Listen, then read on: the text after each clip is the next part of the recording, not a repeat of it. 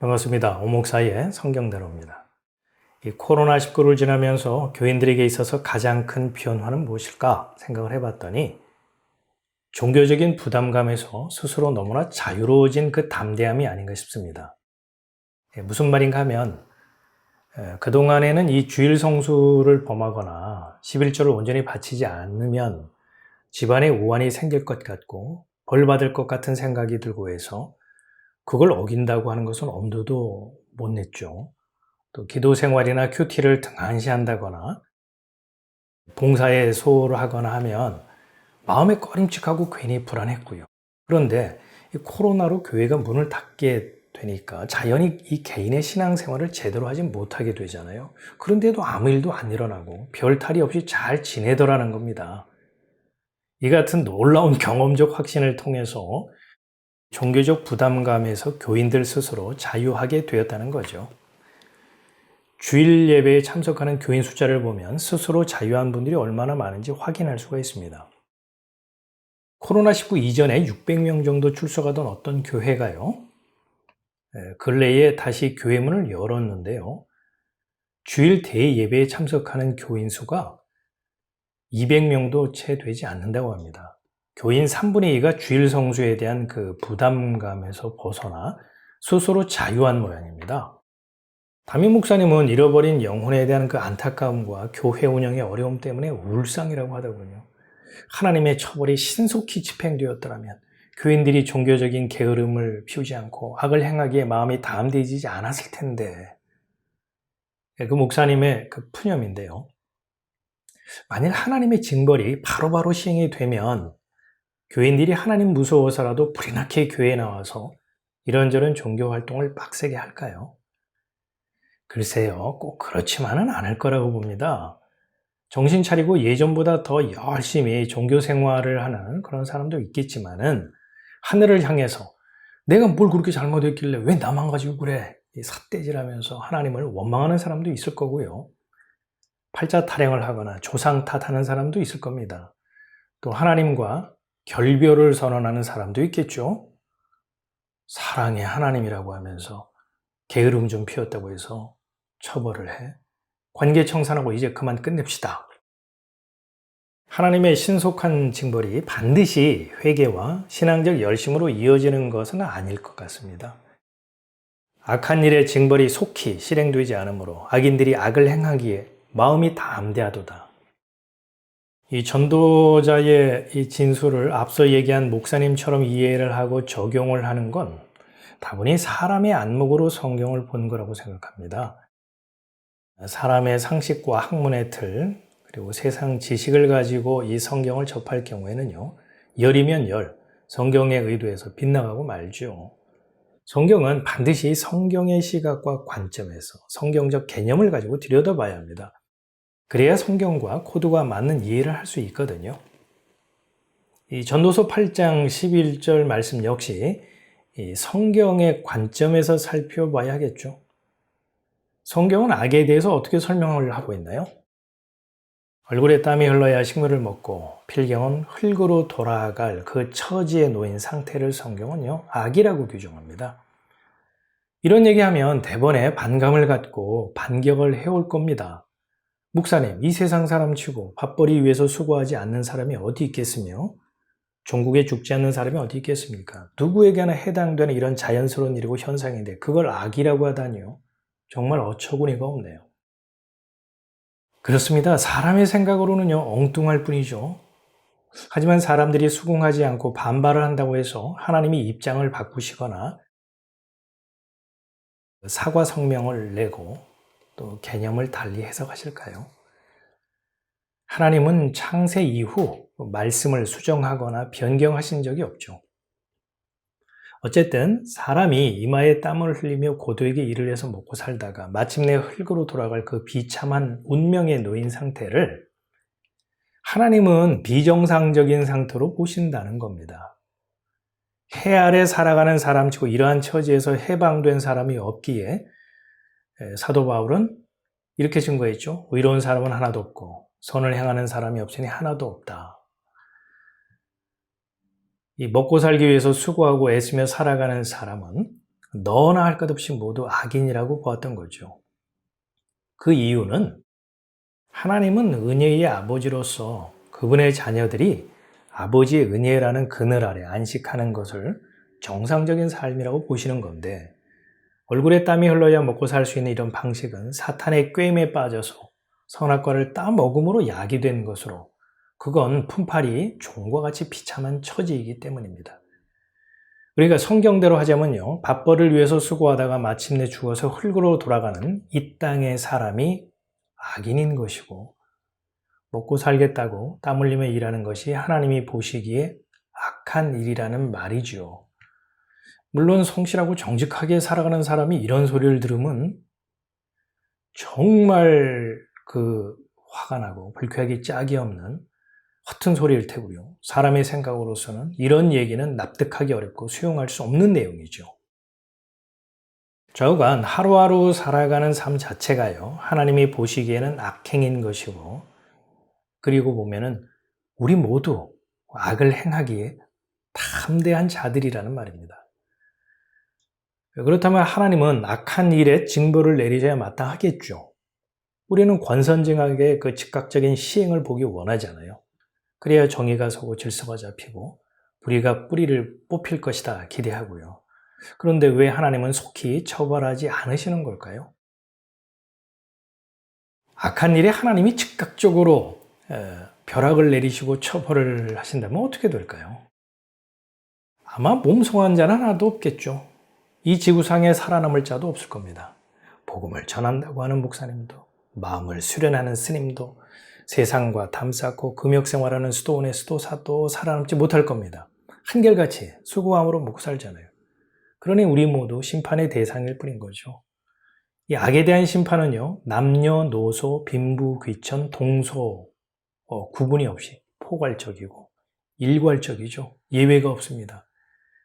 이와 같은 사실을 우리는 그 성경 노아 홍수 심판과 소돔과 고모라의 불심판을 통해서 명명백백하게 보여주고 있잖아요.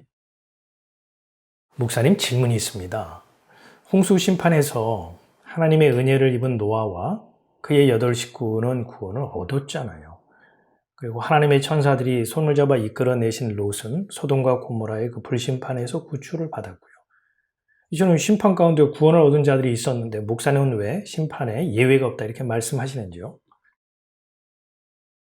그렇습니다. 아주 잘 보셨습니다. 성경은요, 심판 가운데 구원의 소망을 보여주고 있죠. 오직 하나님의 은혜를 입은 자만 구원을 얻는다는 사실을 전제로 해서 말이죠. 은혜라고 하는 것은 선물이죠. 아시다시피 선물은요, 받을 만한 자격이나 조건을 보고 주는 것이 아니죠. 즉, 은혜로 구원을 얻었다라고 하는 것은 인간의 행위나 열심이나 자격이나 조건과 무관하다는 말입니다.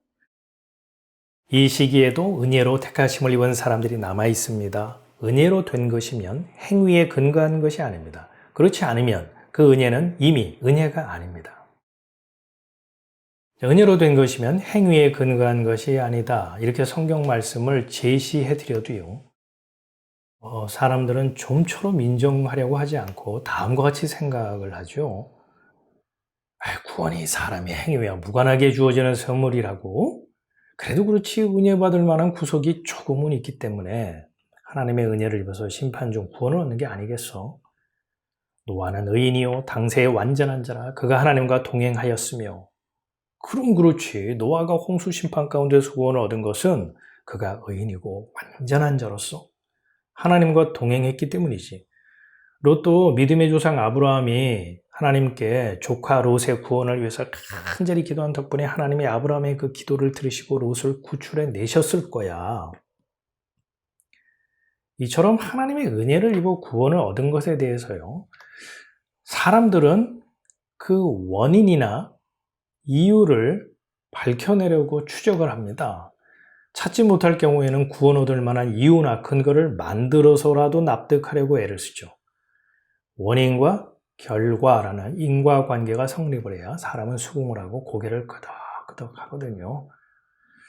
그런데요, 만일 사람에게 구원 얻을 만한 조건이나 자격이 있어서 그것이 원인이 되어서 심판 가운데서 구원이라고 하는 결과를 얻는 거라면요, 심각한 문제가 발생합니다.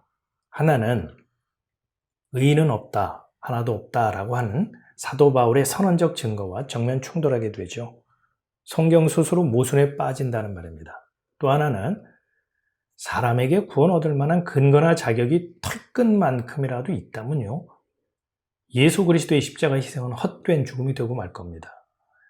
왜냐하면 예수님이 대속의 피를 흘리신 것은 사람 스스로 해결할 길도 능력도 없기 때문에 흘리신 보혈이거든요.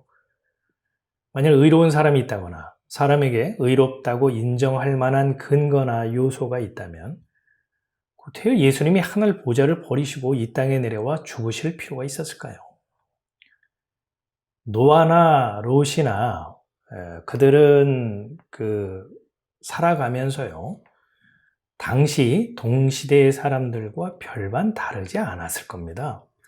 동일하게 주어진 하루 24시간 속에서 잠자고 일어나 일터에 나가서 땀 흘려 수고하고 수고해서 받은 삭스로 삼시세끼 먹고 문화활동하고 결혼해서 애 낳고 아이들 뒷바라지하고 교육시키고, 굳이 다른 점을 찾는다면 그들은 세상 문화와 경향 그리고 사람들이 이 밥벌이 하느라고 수고하고 애쓰며 살아가는 이 삶의 방식에 대해서 맞아, 이치에 옳은 거야, 정상이지 이렇게 맞장구를 치기보다 이건 정상적인 삶의 방식이 아니야 이렇게 질문하고 또 심령이 상했다는 겁니다. 저의 추측이 아니고요, 사도 베드로가 소돔과 고모라의 불심판 가운데서 구원을 얻은 롯에 대해 진술한 내용을 인용한 것입니다. 해당 구절은 여기 있고요. 약한 일의 징벌이 속히 실행되지 않으므로 인생들이 악을 행하기에 마음이 담대하도다. 전도자의 이 진술을 풀어서 말하자면 이렇습니다. 밥벌이를 위해서 땀 흘려 수고할 수밖에 없고 그것을 위해 살아가는 하루하루의 삶이 하나님 보시기에 악한 것이라는 거죠. 그럼에도 불구하고 하나님의 심판과 처벌이 즉각적으로 실행되지 않기 때문에 사람들은 그 삶이 자연스러워졌고 익숙해졌고 비정상이라고 생각하지 않을 뿐 아니라 악한 삶이라는 것조차 인지하지 못한 채 열심히 땀 흘리면서 살아가더라는 거죠. 하지만 이 세상 방식이 악하다는 걸요, 사람들이 인식하지 못하고 인정하지 않는다고 하더라도 하나님이 심판을 거두시는 것이 아니라는 거죠. 심판은 여전히 유효합니다. 선하신 하나님의 눈에 악이라고 하는 것은 마치 눈의 가시와 같아서 마냥 내버려 둘 수 없기 때문이죠. 물론 그 징벌의 시간과 방법은 사람으로서는 가늠하기 어렵고요, 또 사람의 소관도 아니죠.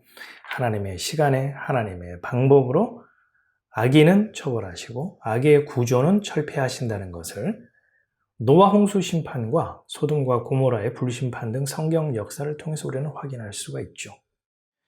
전도자는 다음과 같이 결론을 맺습니다. 악인은 잘 되지 못하며 장수하지 못하고 그날이 그림자와 같으리니 이는 하나님 앞에 경외하지 아니함이더라. 무슨 의미의 말씀일까요? 하나님의 시간은 한도 끝도 없이 무한정 계속되는 것이 아니고 그렇다고 물레방아처럼 돌고 도는 것이 아니라 마감이 있고 결국이 있다는 겁니다. 비록 이 세상 방식에 충실하고 모든 에너지를 세상에 쏟아 부을수록, 성경대로 하자면 악하면 악할수록 이 땅에서 잘 먹고 잘 살고 성공하고 만수무강의 복까지 누릴 가능성이 크지만 악인의 결국은 피할 수 없는 심판이라는 거죠.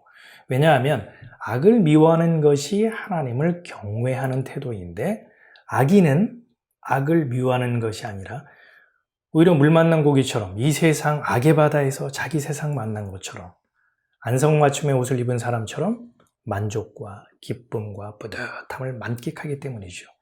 그러니까 이 세상, 이 사람들에게 단박에 벼락이 떨어지는 게 아니라고 해서 그걸 복이라고 결코 볼 수 없다는 거죠. 하나님의 심판과 징벌이 악인에게는 예약된 상태이니까요. 이 전도자는 이 말씀의 자리로 모여든 에클레시아, 교회들을 향해서 무건의 질문과 함께 위로의 메시지를 던지고 있는 셈입니다.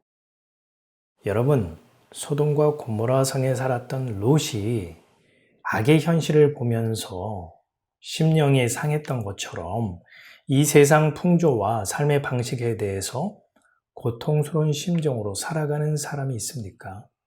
있다면 그건 사회학이나 심리학, 철학, 신학 등 학습에서 비롯된 통찰일까요? 수행 중 각성에서 얻은 깨달음일까요? 아니면 하나님이 심어 놓으신 천심으로 영생을 주시기로 작정된 자이기 때문일까요?